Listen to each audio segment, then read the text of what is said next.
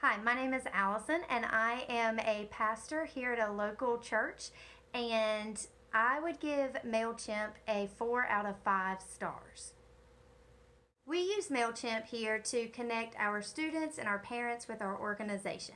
We send out updates and emails, sometimes daily, weekly, or monthly.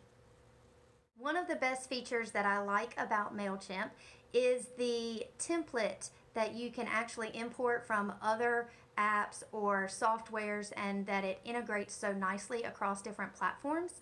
The use of that template can be downloaded in advance, and then I can go in and change that template prior to sending out information and emails every single time. So I don't have to recreate my work from scratch, but I can actually go in and just make minor modifications that make the communication look fresh.